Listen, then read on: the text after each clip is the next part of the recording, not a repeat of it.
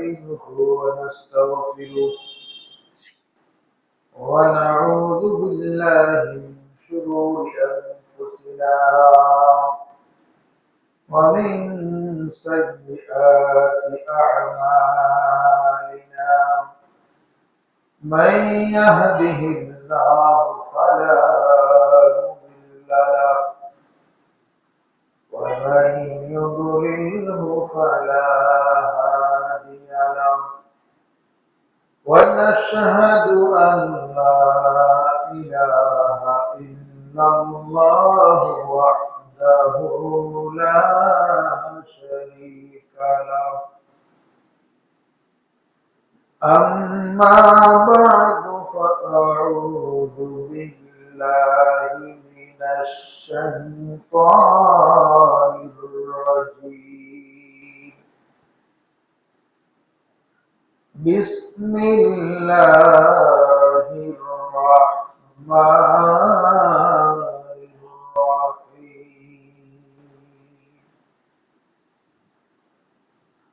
ولو أن أهل القرى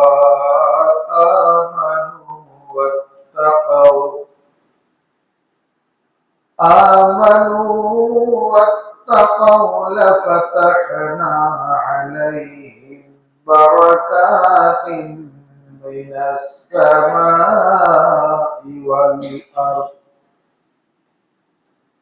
ولكن كذبوا فأخذناهم بما كانوا يكسبون صدق الله العظيم قال رسول الله صلى الله عليه وسلم البيعان بالخيار ما لم يتفرقا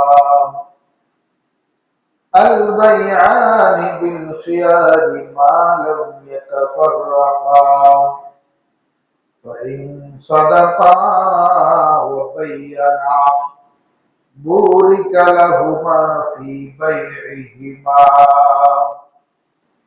فإن صدقا وبينا بورك لهما في بيعهما وإن كتما وكذبا محقت بركتان ببيعهما وإن كتما وكذبا محقت بركة ببيعهما رواه البخاري وقال النبي صلى الله عليه وسلم اللهم قنعني بما رزقتني وبارك لي فيه واخلف على كل غائبة لي بخير اللهم قنعني بما رزقتني وبارك لي فيه واخلف على كل غائبة لي بخير رواه مستدرك أو كما قال عليه الصلاة والسلام আলহামদুলিল্লাহ আল্লাহ পাক রব্বুল আলামিনের দরবারে অসংখ্য শুকরিয়া যে মহান রব্বুল আলামিন আমাকে আপনাকে দয়া করে মায়া করে ভালোবেসে আল্লাহ তাআলার ঘর মসজিদে জুমার নামাজ আদায় করার জন্য আসার বসার কোরআন ও হাদিস থেকে আলোচনা শোনার বয়ান করার তৌফিক দান করেছেন এজন্য মহান রব্বে কারীমের দরবারে শুকরিয়া আদায় করে বলি আলহামদুলিল্লাহ আজকের আলোচ্য বিষয় হচ্ছে সম্পদের বরকত সংজ্ঞা ও হাসিলের পদ্ধতি সম্পদে বরকত এটা বহুত বড় গুরুত্বপূর্ণ একটা বিষয় আমরা সারাদিন চেষ্টা করি সম্পদ বৃদ্ধির জন্য, ইনকাম কিভাবে বাড়ানো যায় সেই জন্য আমরা রাত দিন পরিশ্রম করি। পরিশ্রম করতে করতে অনেক সময় আমাদের ইবাদত বন্দেগীও ছুটে যায়।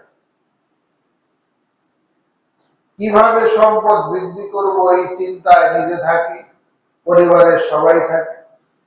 অনেকের তো এই চিন্তায় এতটাই ব্যস্ত, তাকে যদি 5 মিনিটের জন্য বলা হয় যে মসজিদ থেকে একটা জামাত আসছে, আপনি 5 মিনিট সময় দেন, আল্লাহ আল্লাহ রসুলের কথা বলে, উত্তরে বলে যে আমার তো সময় নেই। বলে কিনা? আমার সময় নাই। কেন সময় নাই? আমি সম্পদ বাড়ানোর ফিকিরে ব্যস্ত, আমি সম্পদ বাড়ানোর কাজে ব্যস্ত। সম্পদ বাড়ানোর ফিকিরে ব্যস্ত, সম্পদ বাড়ানোর কাজে নিজে ব্যস্ত। এই জন্য দিনের কথা, কোরআন হাদিসের কথা শোনার সময়। শুক্রবারে একটু আলোচনা হয় কোরআন হাদিস নিয়ে। এই কথাও যদি আমাদের 10 মিনিট কোনদিন বয়ান লম্বা হয়ে যায়, দেখা যায় 1 সপ্তাহ ভরা সমালোচনা চলে যে হুজুরের তো ঘড়ির দিকে খেয়াল নাই, বয়ান যে চলতেছে তো চলতেছে, 10 মিনিট পার হয়ে গেছে, 1:30 বাজে, তারপরেও নামাজ শুরু করেন। হুজুরে তো 10 বারই খায়, আল্লাহ বিল্লাহ করে, হুজুরের তো কামাই রুজির দরকার নাই, আমাদের তো ব্যবসা বাণিজ্য অনেক কিছু আছে। এরকম গালাগালি করে না অনেকে? হ্যাঁ, করে কিনা? করে। অথচ এই একই লোক মাছ বাজারে গেলে, চায়ের দোকানে বসলে 10 মিনিটের জায়গায় আধা ঘন্টা লেগে যায়, কোনো সমালোচনা নাই। 9টায় বাড়িতে আসার কথা, 11টায় আসলেও সমালোচনা নাই। কিন্তু তখন আবার একটু ভয় কাজ করে যে বিবি সাহেব রেগে যেতে পারে। কিন্তু এখানে তো আর সেই ভয় নাই, যার কারণে সমালোচনায় ব্যস্ত থাকে। আসলে মূল কথা হলো যে আমরা সম্পদ বৃদ্ধির যতই চেষ্টা করি, সম্পদ বৃদ্ধি করতে করতে এখন হয়তো আপনার প্রতিদিন ইনকাম আছে 500 টাকা, আপনি সেটা 10 বছর 20 বছর মেহনত করে আপনি এটাকে হয়তো প্রতিদিন আপনার ইনকাম 5 লাখ করলেন। 5 লাখ টাকা প্রতিদিন ইনকাম আছে কারো আমাদের এই সমাজে? এই মহল্লায় কেউ আছে যে প্রতিদিন 5 লাখ টাকা ইনকাম? নাই। 5 লাখ টাকা ইনকাম নাই। কিন্তু পৃথিবীতে অনেক লোক আছে যাদের প্রতিদিন 5 লাখ না আরো বেশি ইনকাম আছে। আছে না এরকম লোক? বড় বড় কোম্পানির বাৎসরিক আয় দেখা যায় 1000 কোটি টাকা। তাহলে তার দিন হিসাবে কত কত টাকা ভাগ করলে পড়ে? এরকম অনেক কোম্পানি আছে। দেখুন, এই যে আমরা সম্পদের পিছনে ছুটছি, সম্পদের বরকত হচ্ছে, এখন যার দৈনিক 5 লাখ টাকা ইনকাম আছে, ওই লোকটাও সম্পদ বাড়ানোর জন্য চেষ্টা করে, করে কি করে না? যাদের 500 টাকা ইনকাম আছে তারাও সম্পদ বাড়ানোর চেষ্টা করে। আসলে আমাদের চেষ্টাটা কোন জায়গায় করা উচিত? সম্পদ বাড়ানোর চেষ্টা করা উচিত না সম্পদের বরকতের চেষ্টা করা উচিত? কোনটা? সম্পদের বরকতের চেষ্টা করা উচিত, কিন্তু মন তো মানে না। মনে হয় সম্পদ পাইলেই আমি সব হাসিল করে ফেললাম। বরকত এটা তো ইসলামিক বিষয়, ধর্মীয় বিষয়, এটা আমার খুব একটা দরকার নাই, আমার দরকার দৈনন্দিন কারি কারি টাকা। এটা আমরা অনেকেই মনে করি সেই মেহনত করি। একটা ঘটনা বললে কথাটা পরিষ্কার হবে। জনৈক ব্যক্তি পীর সাহেবের দরবারে গেছে। দরবারে যায় বলতেছে, হুজুর আমার জন্য একটু দোয়া করেন, আমার ধনী হইতে মন চায়, আল্লাহ যেন আমার ধন সম্পদ দেয়, একটু দোয়া করে। তখন বুজুর্গ বললেন, আচ্ছা তুমি ধনী হইতে চাও, আমি দোয়া করবো, আমার দোয়া করতে কোনো সমস্যা নাই, কিন্তু তুমি কার মতো ধনী হইতে চাও, তুমি তার একটা নমুনা আমার কাছে নিয়ে আসো। তুমি বলো যে আমি অমুকের মতো ধনী হইতে চাই। এখন ওই লোক খোঁজাখুঁজি করতেছে যে আমি যাকে দেখাবো হুজুর তার জন্যই দোয়া করবো, আমি ওই রকম ধনী হয়ে যাব। এখন খুঁজতে খুঁজতে শহরের মধ্যে দেখে যে একটা বিশাল বড় স্বর্ণের দোকান, যার দোকানে আপনার স্বর্ণের অভাব নাই, অনেক স্বর্ণ। এরকম স্বর্ণের দোকান অনেক স্বর্ণ সেখানে রয়েছে। এই দোকানদার তার কাছে গেছে, যায় দেখে যে তার চাকর নাকরের অভাব নাই, উনিরা সেরকম বড় সিংহাসনে বসে আছে, কেউ চা পানি আগে দেয়, আপনার এক একজন এক এক ধরনের খেদমত করতেছে। ওনার ছেলে আছে অনেকগুলা, তারা দোকানে কাজ করতেছে। মনে করলো যে এই ব্যক্তি তো সবচেয়ে মানে ধনী এবং সুখী মানুষ, তো আমি তার মতো হওয়ার জন্য দোয়া করব, হুজুরের কাছে যাই যে হুজুর আমাকে তার মতো হওয়ার দোয়া করে দেন। এবার হুজুরের কাছে আসলো, আসার পরে বললো যে হুজুর খুঁজে পাইছি একজন স্বর্ণ ব্যবসায়ী, ওনার মতো আমায় বড়লোক হতে চাই, আমার জন্য দোয়া করে। হুজুর বললেন তুমি তো তার শুধু বাহ্যিক রূপটা দেখলা, বিতর্কত ভাবে সে শান্তিতে আছে কিনা, তার এই ধন সম্পদের মধ্যে বরকত আছে কিনা, শান্তি আছে কিনা, রহমত আছে কিনা, এইটা তো তুমি জানো না। তুমি যাও তার সাথে ব্যক্তিগত ভাবে কথা বলো, কথা বলে তার অভ্যন্তরীণ কোন সমস্যা আছে কিনা, সে কোনো টেনশনে আছে কিনা জেনে তারপরে তুমি তার মতো হওয়ার দোয়া করো, দোয়া চাও। বলে যে আচ্ছা ঠিক আছে। এখন আস্তে আস্তে ওই ব্যক্তির সাথে সম্পর্ক বাড়াইছে। সম্পর্ক করার পরে বলে যে আচ্ছা আপনি তো এই শহরের মধ্যে সবচেয়ে বেশি ধন সম্পদের মালিক। বলে হ্যাঁ, ধন সম্পদের মালিক। বলে আপনার তো চাকর নৌকরের অভাব নাই, কর্মচারীর অভাব নাই। বলে হ্যাঁ এটাও ঠিক। বলে আপনার তো বাসা বাড়ি গাড়ির অভাব নাই, গাড়ি বাড়ি ব্যবসা বাণিজ্য সবই তো আছে। বলে হ্যাঁ এটাও ঠিক। বলে আপনার তো ঘরে সুন্দরী বউ আছে। বলে হ্যাঁ আছে। আপনার এই যে ছেলেগুলা, এই ছেলেগুলা কি আপনার? তো হয়, ছেলেগুলাও আমার, এরাও সব সুঠামদি সুন্দর সবই তো সুন্দর দেখতেছে। আচ্ছা আপনার মনে কি কোনো কষ্ট আছে? আল্লাহ আপনাকে যে এত নিয়ামত দিয়েছে। তখন উনি বলতেছে দেখো এই দুনিয়াতে আমার চেয়ে দুঃখী আর কেউ নেই। একজন রিক্সাওয়ালা সে আমার চেয়ে বড় সুখ। বলে এত সম্পদ তারপরে আপনার চেয়ে দুঃখী নেই, কারণ কি দুঃখ আপনার সেটা বলে। তখন বলে ও ভাই তুমি শোনো, আমি বিয়ে করেছি পরমা সুন্দরী এক নারী। আমার স্ত্রী বিয়ের পরে কয়েক সন্তান হওয়ার পরে কঠিন রোগে আক্রান্ত হয়ে যায়। কঠিন রোগে আক্রান্ত হওয়ার পরে সকল ডাক্তাররা বলে আপনার স্ত্রী বাঁচবে না। আমি আমার স্ত্রীকে খুব ভালোবাসি, স্ত্রী আমাকে খুব ভালোবাসে। একদিন স্ত্রীর শিয়রে বসে বসে কথা চলতেছে, একে অপরের সাথে দুঃখ ভাগাভাগি করতেছে। আর স্ত্রী বলল তোমরা পুরুষ মানুষ, তোমাদের ভালোবাসার কোনো মূল্য নাই। আজ আমি মারা গেলে কালকে তুমি আরেকটা বিয়ে করবে, 2 দিন পরে আমাকে ভুলে যাবে। কাজেই তোমার ভালোবাসার প্রমাণ ছাড়া আমি বিশ্বাস করব না। আমার মনে বড় প্রশ্ন আসলো, না না তোমার পরে আমি আর কাউকে বিয়ে করব না। আমিও নিশ্চিত আমার স্ত্রী এই রোগ থেকে কোনোদিন ভালো হবে না, মারা যাবে। কিন্তু আল্লাহর কি কাম, আল্লাহ পাক রব্বুল আলামিন আমার স্ত্রীকে সুস্থ বানিয়ে দিলেন।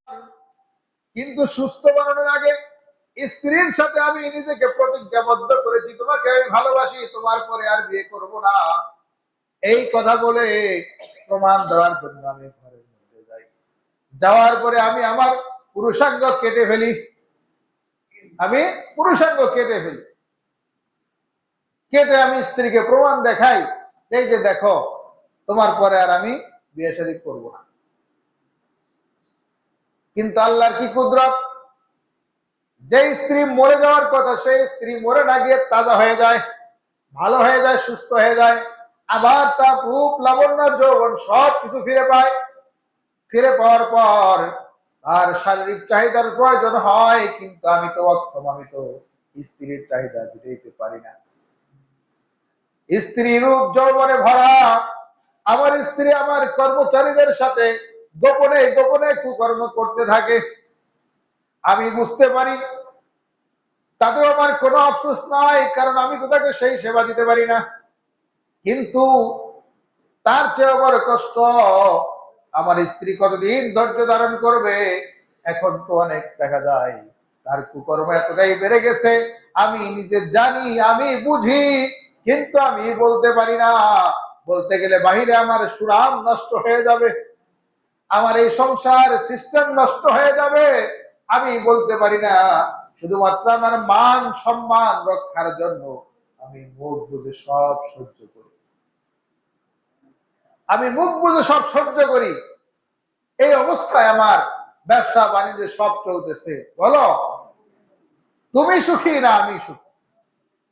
তখন বলে যে আল্লাহ, এত বড় মুসিবত, কই যে সন্তানগুলা দেখতেছো বড় বড় সন্তান, এই সন্তানগুলো আমার না, এই সন্তানগুলো হলো হারামজাদা, কিন্তু তারা আমার পিতৃ পরিচয় দিয়ে তারা চলে, আমিও পরিচয় দিয়ে চলি। এই হলো আমার জীবন। তাহলে সম্পদ আছে কিন্তু কি নাই? বরকত নাই। কি নাই? বরকত নাই। সম্পদের সাথে সাথে বরকতের দোয়া করে। বরকত কাকে বলে? বরকত বলা হয় প্রয়োজন পূরণ হওয়া এবং আরাম ও শান্তি লাভ করা। আপনার যা কিছু প্রয়োজন আছে, এই প্রয়োজন যদি আল্লাহ পাক অটোমেটিক পুরা করে দেন এবং আপনার সুখ শান্তি আরাম আয়েশ যদি নিশ্চিত হয়ে যায়, তারপরেও কি আপনার দৈনিক লাখ লাখ টাকার দরকার আছে? কোনো দরকার নাই, কারণ আপনি যখন যা চাচ্ছেন তখন তা পাচ্ছেন। আপনার প্রয়োজন পুরা হওয়া, এটাই হলো মূল বরকত। আমাদের নবী করিম সাল্লাল্লাহু আলাইহি ওয়াসাল্লাম তিনি সবসময় বরকতের দোয়া করেছেন। আল্লাহুম্মা কান্নি'নি ফীমা রাযাকতানি, হে আল্লাহ, আপনি আমাকে যে রিজিক দান করেছেন, এই রিজিকের উপর অল্পে তুষ্ট থাকার তৌফিক দিয়া দেন। ওয়া বারিক লি ফী, হে আল্লাহ, আপনি আমাকে যে সম্পদ দিয়েছেন, এই সম্পদের মধ্যে আপনি বরকত দিয়ে দেন। ওয়াখলুফ আলা কুল্লি গায়বাতিন লি বিখাইর, হে আল্লাহ, সব কিছুর মধ্যে অদৃশ্যভাবে আপনি বরকতের ফয়সালা করেন। এই জন্য আল্লাহ তাআলার কাছে বরকতের দোয়া করা। বরকত অনেক কিছু, খেয়াল করে শুনি আমরা। অল্পে তুষ্টি কাকে বলা হয়? অল্পে তুষ্টি কাকে বলা হয়? কোনো সমস্যা? ও মাইকের আওয়াজে সমস্যা। আচ্ছা,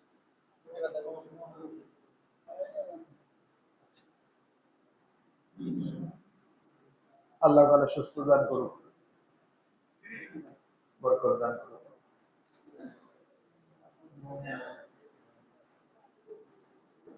তো যা হোক, সম্পদে বরকত বলতে কি বোঝায়? সম্পদে বরকত হচ্ছে ঘুমটা আরামদায়ক হওয়া, এটা বরকতের লক্ষণ। ঘুমটা নিরবিচ্ছিন্ন হওয়া, আরামদায়ক হওয়া। সকালবেলায় দেখবেন অনেকেই ঘুম থেকে উঠে হায় ছাড়তেছে, চোখ কসলাইতেছে, মশরা মস্তি করতেছে, ওঠার পরেও কি হচ্ছে না? সে টায়ার্ড থাকতেছে, ক্লান্ত থাকতেছে। 1 ঘন্টা 2 ঘন্টা লাগতেছে তার রিল্যাক্স হইতে। অনেকের এরকম হয় না? তার মানে কি? তার ঘুমটা বরকতময় হয় নাই। সে ঘুমের আগে চিন্তা করতে করতে ঘুমাইছে, ঘুমের মধ্যে উল্টা পাল্টা স্বপ্ন দেখছে, ঘুম থেকে ওইটাও মাথার মধ্যে সেই টেনশন আবার জাগ্রত হয়েছে যে আমার ওই মামলাটার কি হইল। সকালে ঘুম থেকে ঘুমটা তার বরকতপূর্ণ হয় নাই, যার কারণে সকালবেলায় সে 2-1 ঘন্টা লাগতেছে তাকে এটা রিকভার করতে, ফ্রেশ হইতে। এটা বরকতের অভাব। আপনি যদি ঘুমানোর সময় আপনি যদি এটা ভাবতেন জাগলে ইহকাল, না জাগলে পরকাল, আমি ঘুম যাচ্ছি, আমি যদি না জাগি তাহলে পরকাল, সকালে কবরস্থান, আর যদি জাগ্রত হই তাহলে আমি আরেকটা জীবন ফিরে পেলাম, নাকি বলেন? ঘুমের আগে দোয়াও কিন্তু আমরা এটাই করি, আল্লাহুম্মা বিইসমিকা আমুতু ওয়া আহইয়া, হে আল্লাহ, বিইসমিকা আমুতু, আপনার নামে আমি মৃত্যুবরণ করতেছি, ওয়া আহইয়া, হে আল্লাহ, আপনি যদি আমাকে জাগ্রত করেন, আপনার নামে আবার থেকে উঠবো, তাহলে মৃত্যুর আগ দিয়ে মরার চিন্তা, পরকালের চিন্তা ছাড়া আর কোন চিন্তা কি আমার আপনার থাকা উচিত? হ্যাঁ, কারণ না জাগলে তো পরকাল। তা আপনি টেনশন নিয়ে কেন ঘুমাইতেছেন? আপনার মাথায় যত টেনশন আছে সব একসাথে জমা করে একদম কর্নারে ফিক্কা মেরে ফেলেন। কোনো টেনশন নাই।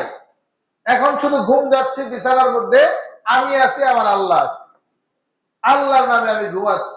আল্লাহ জাগাইলে জেগে উঠে আল্লাহর শুকরিয়া আদায় করবো, আমি তাহাজ্জুদ করবো, আমি ফজর করবো, কোনো টেনশন নাই।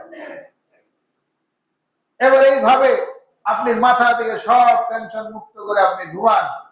সকালবেলায় ঘুম থেকে উঠবেন, দেখবেন 5 মিনিট আপনার শরীর ফ্রেশ, ওযু করার সাথে সাথে মনটা ভালো, নামাজ পড়ে একটু মুরাকাবা মুশাহাদা করলেন, একটু জিকির আজকার করলেন, মন দিল ফ্রেশ। এবার এখন যখন আপনি 1 ঘন্টা কাজ করবেন, 5 ঘন্টার কাজ, 5 ঘন্টার বরকত দেখবেন আল্লাহ তাআলা আপনার হায়াতে দিয়ে দিয়েছে। সম্ভব কি সম্ভব না? সম্ভব না? যাদের মন দিল ভালো থাকে, মন ফ্রেশ থাকে, অল্প সময়ের মধ্যে বহু কাজ করতে পারে। এমন একজন ব্যক্তির নাম আমি আপনাদেরকে শোনাই। হিন্দুস্তানের এক ব্যক্তি ছিলেন মাওলানা আব্দুল হাই লখনবী রহমাতুল্লাহি আলাইহি। তিনি হায়াত পেয়েছিলেন মাত্র 39 বছর। 39 বছর হায়াতের মধ্যে 250টার উপরে তিনি কিতাব লিখেছেন। বলেন সুবহানাল্লাহ।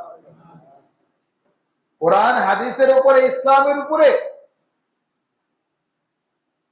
বিভিন্ন বিষয়ে তিনি 250টার উপরে কিতাব লিখেছেন। আর আমাদেরকে যদি বলা হয় 250টা কিতাব লেখেন, 250 বছরেও অনেকের দ্বারা সম্ভব না। আর উনি মাত্র 39 বছর বয়সের মধ্যে 250 কিতাব লিখেছেন।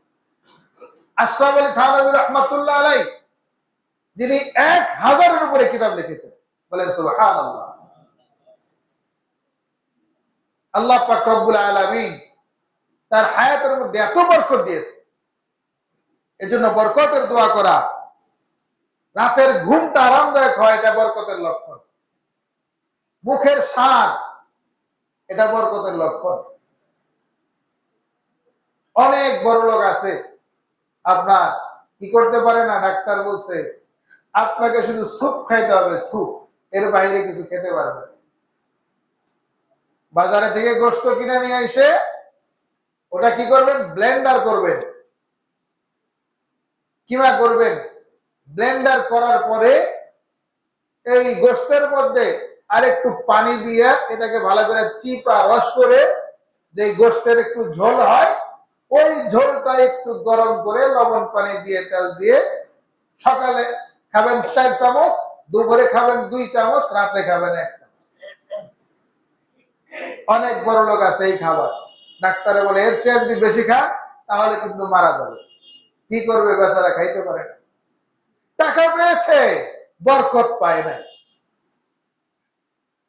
অনেকের মুখের থেকে স্বাদ আল্লাহ উঠাই নিয়ে গেছে। আপনার জিহ্বায় যদি স্বাদ থেকে থাকে, মরিচ ডলা ভাত হলেও পেট ভরে খেতে পারি, কাঁচা মরিচ আর পান্তা ভাত হলেও পেট ভরে খেতে পারি। ক্ষুধা লাগলে আপনার সাধারণ খাবারই পেট ভরে খিচুড়ি 1 বাটি খেয়ে ফেলতে পারি। এটা বরকতের লক্ষণ। হজম, অনেকে আছে আপনার কি করতে পারে না, ভালো মানসম্মত একটু চাউল যদি কিনা হয়, সিদ্ধ পুরাপুরি না হয়, হজম হয় না। এরকম অনেকে আছে না? ভাত একবারে নরম জাওয়ের মতো হইতে হবে, আঠালো হইতে হবে, তখন বেশি করে চাবায় খেলে আপনার হজম হয়। আর আমাদের অনেকের অবস্থা এমন, ভাত ফুটার দরকার নাই, চাউল যদি 1/2 কেজি খেয়ে ফেলি সব চুরমার। এটাও বরকতের লক্ষণ যে আপনার হজম শক্তি ভালো আছে। এই জন্য এই যে বরকত, এই বরকত কখনো টাকা দিয়ে কেনা যায় না। আর এই বরকত যারা পেয়েছেন তারা বরকতের মধ্যে থাকতেই পছন্দ করে। যেমন একজন লোকের কথা বলি, ইন্ডিয়ার কাসেম নানতুবি রহমাতুল্লাহ আলাই, তিনি একটা মাদ্রাসার মুহতামিম ছিলেন, দেওবন্দ মাদ্রাসার প্রতিষ্ঠাতা মুহতামিমদের মধ্যে অন্যতম একজন। তিনি মাদ্রাসা থেকে বেতন পেতেন মাত্র 3 টাকা। 3 টাকা বেতন পেতেন, 3 রুপি। ওনার মাদ্রাসার জাকজমক। এই 3 রুপি থেকে ওনার পরিবারের ভরণ পোষণ খরচ বাবদ হয়তো 2 রুপি, আর 1 রুপি উনি প্রতি মাসে দান করে দিতেন। ভারতবর্ষের মধ্যে জনৈক এক নবাব ছিল, তাদের টাকা পয়সার অভাব ছিল না, বড় একটা মাদ্রাসা বানাইছে, বিল্ডিং যা দরকার সব কিছু করছে, কোয়ার্টার সহ বানাইছে। বানানোর পরে প্রতিষ্ঠান জমাইতে পারতেছে না।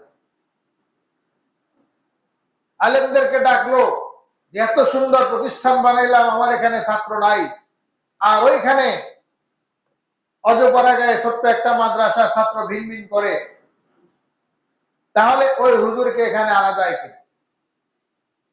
বললো যে হ্যাঁ, ওনাকে যদি আপনি এখানে আনতে পারেন তাহলে আপনার প্রতিষ্ঠান জমে উঠবে। যাও তোমরা হুজুরকে গিয়ে বলো যে আমি বেতন দিব 3 টাকা না, 100 টাকা বেতন দিব প্রতি মাসে, এবং থাকা খাওয়ার কোয়ার্টার দিব।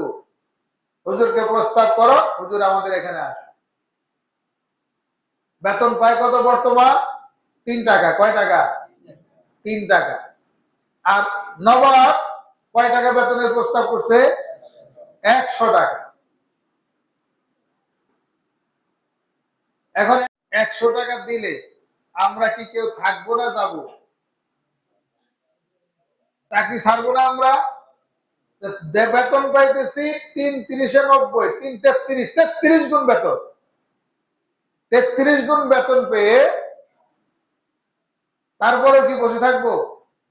কিন্তু হুজুরের কাছে যখন প্রস্তাব আসলো, হুজুর কি উত্তর দিলেন শুনে আশ্চর্য হয়ে যাবে, যে আমি মাদ্রাসা থেকে 3 টাকা বেতন নেই, 2 টাকা আমার সাংসারিক খরচ হয়, 1 টাকা আমি দান করি। আমি 1 টাকা দান করার জন্য প্রতি মাসে আমাকে উপযুক্ত লোক খুঁজতে সময় ব্যয় করতে হয়। আমি এই টাকাটা কাকে দান করলে বেশি উপযুক্ত হবে, বেশি লাভজনক হবে, এইটা খুঁজতে যে আমার একটু সময় নষ্ট হয়। আর সেখানে আমাকে যদি 100 টাকা বেতন দেওয়া হয়, তাহলে আমার 98 টাকা খুঁজতে গিয়ে আমি দান যে করব, 98 টাকা কাকে দান করবো এটা খুঁজতে গিয়ে আমার পুরো মাস পার হয়ে যাবে। সুতরাং নবাবকে বলে দাও আমি তার চাকরি করতে পারবো না। তারাও মানুষ, আমরাও মানুষ, তাদেরও চিন্তা চেতনা, আমাদেরও চিন্তা চেতনা। তবে একটা কথা বলে রাখি, বরকত চাওয়ার মানে এই নয় যে আপনি টাকা পয়সা উপার্জনের জন্য মেহনত করবেন না। মেহনত করবেন, আল্লাহ বলছেন মেহনত করবেন, সকাল থেকে নিয়ে সারাদিন মেহনত করবেন, করার পরে রাত্রি যখন আপনি বাসায় ফিরবেন, তখন আপনাকে কি করতে হবে? একটা কাজ করতে হবে, আলহামদুলিল্লাহ আল্লাহ সারাদিন যতটুকু সময় দিয়েছে, যতটুকু শ্রম দেওয়ার শক্তি দিয়েছো, আমি তোমার চেষ্টা মতো হালাল ভাবে দেওয়ার চেষ্টা করেছি, যতটুকু বরকত দিয়েছো আমি তার উপর সন্তুষ্ট আছি, আমি তোমার উপর নারাজ না। তার মানে সারাদিন যা করেছি তার উপর আমি সন্তুষ্ট, আমি বেজার না। যদি সন্তুষ্ট থাকেন, আপনার ঘুমটা আরামদায়ক হবে কিনা? আরামদায়ক হবে না? সন্তুষ্ট না থাকলেই তো মাথা ব্যথা হয়। যদি সন্তুষ্ট থাকতে পারি তাহলে তার মাথা ব্যথা নাই।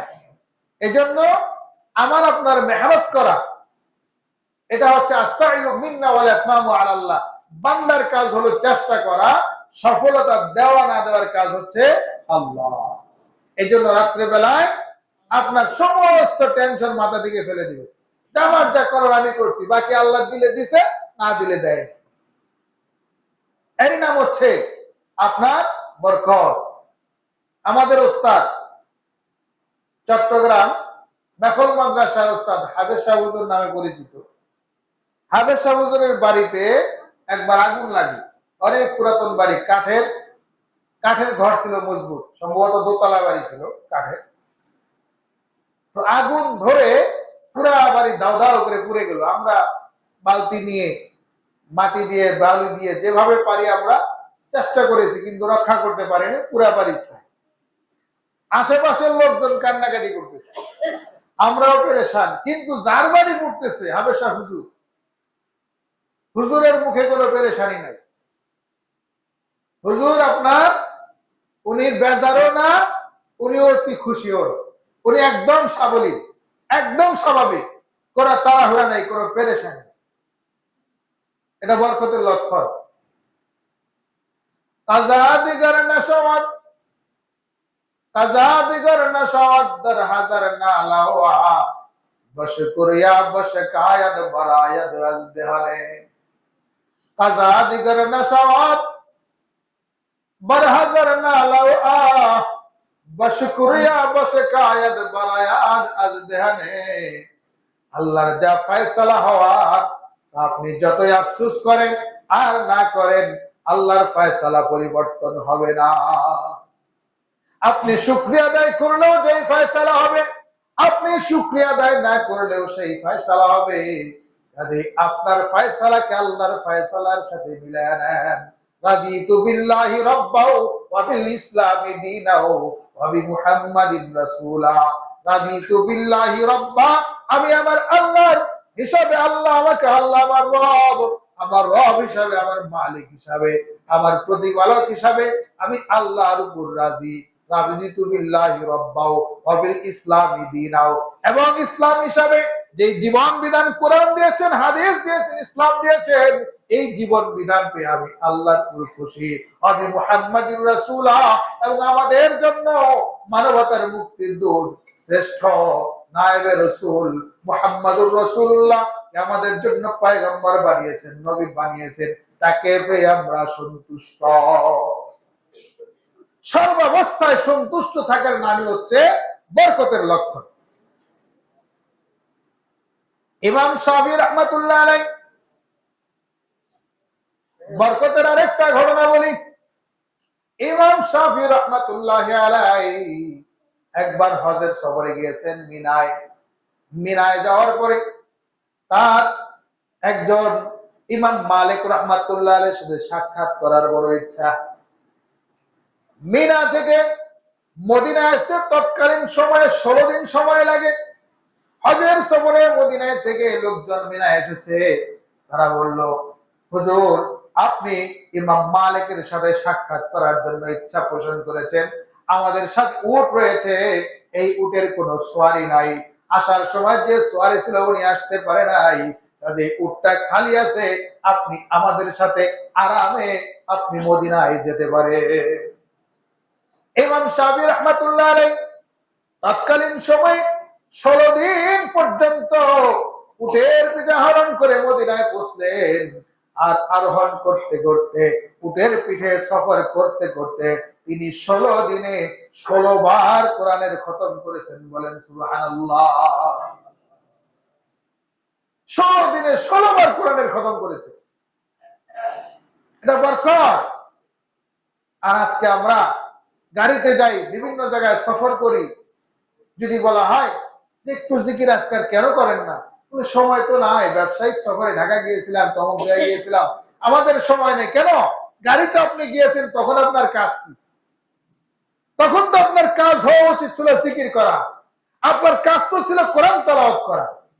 বাংলাদেশের একজন নাম করা আল্লাহর ওলি ছিলেন ইমাম মুহাম্মদ, মাওলানা মুহাম্মদুল্লাহ হাফিজ হুজুর রাহমাতুল্লাহ আলাইহি। তার কথা শুনেছি, হুজুর ঢাকা থেকে যখন মদিনায় যেতেন হজের সফরে বিদেশে, কোরআন শরীফ পড়তে পড়তে যাইত, আবার যতক্ষণ আসতেন কোরআন শরীফ বিমানে পড়তে পড়তে আসতেন, আসা যাওয়ায় তার খতম হয়ে যেত। বলেন সুবহানাল্লাহ। এজন্য নিয়ত থাকলে, চেষ্টা থাকলে, আপনার আল্লাহর সাথে সম্পর্ক করার জন্য সকল সোর্স দেখবেন অটোমেটিক আপনার কাছে চলে আসছে। বরকতের আরেকটা কথা বলি, আমরা অনেকেই লক্ষ লক্ষ টাকা আছে, তারপরেও আমরা বড় হজের নিয়ত করতে পারি না, কারণ 5-6 লাখ টাকা লাগে। এই টাকা যদি ব্যবসায় থেকে আমরা উঠে নেই, আমাদের চলে কষ্ট হবে। 5-6 লাখ টাকা দিয়ে আমাদের ক্ষেত রাখা আছে, আমাদের গরু কিনা আছে, গরুটা বিক্রি করে যদি যাই তাহলে অভাব আসতে পারে। এই ভয়ে নানান কারণে 5-6 লাখ টাকা লাগবে, এই জন্য আমরা বড় হজের নিয়ত করতে পারি না। আবার অনেক আল্লাহর বান্দা এমন আছে যাদের দিলে বড় তামান্না, আল্লাহ তুমি রিজিক দেওয়ার মালিক, কিভাবে দিবে আমি জানি না, তবে আমি হজ্জের সফরে আমি যাব, আমি বড় হজ করব, আমার নিয়ত আল্লাহ কবুল করো। এমনই আল্লাহর এক বান্দা, বড় ভাবি, বড় গরিব, তিনি তার টাকা পয়সা নাই, সে আর তার আপনার পীর সাহেবের কাছে গিয়ে বলতেছে, হুজুর আমি হজের সফরে যাব, আমার জন্য একটু দোয়া করবেন, কিন্তু আমি চেষ্টাও করতেছি, টাকা জমা করতে পারতেছি না। চেষ্টা করতেছি, দোয়া করতেছি, কিন্তু আমার টাকা জমতেছে না। হুজুর তাকে বললেন, তুমি হজের সফরে যাইবা, নিয়ত করেছ, তোমার নিয়তকে নষ্ট করিও না, নিয়তটাকে মজবুত রাখো, দোয়া করো, চেষ্টা করো। কারণ টাকা তো জমতেছে না, আমি তো চেষ্টা করতেছি, খরচ হয়ে যাচ্ছে, বারবার আসতে থাকতে।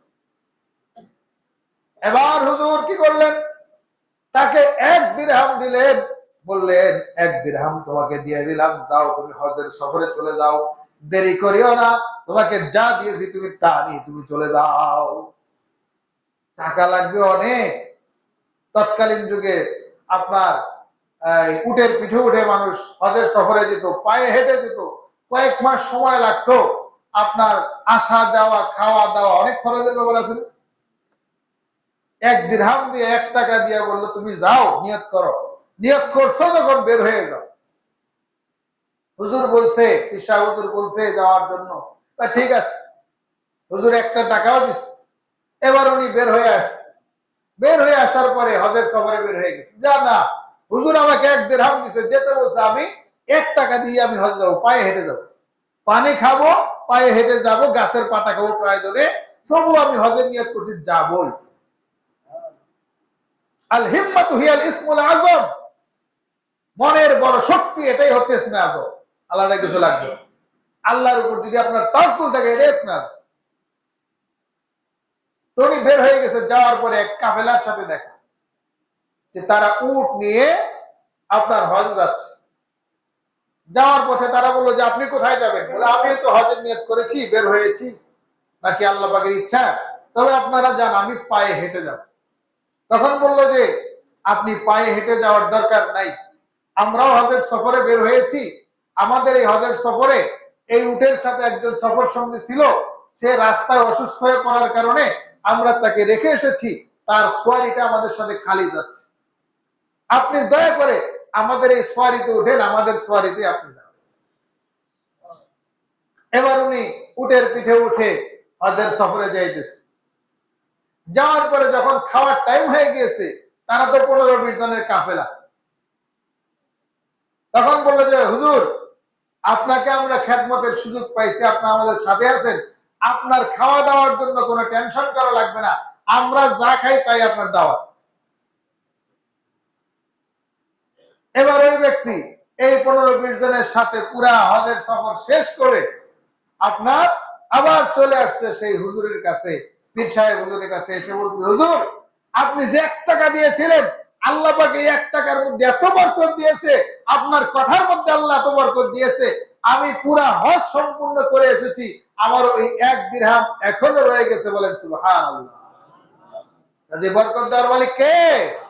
আল্লাহ।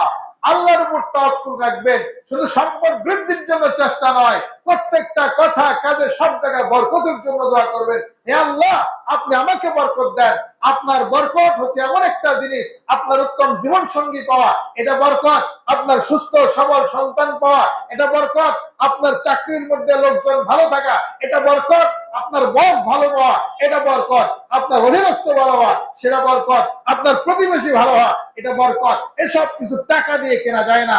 কাজে আমাদের জীবনে বরকতের বেশি দরকার, টাকার বেশি দরকার নাই।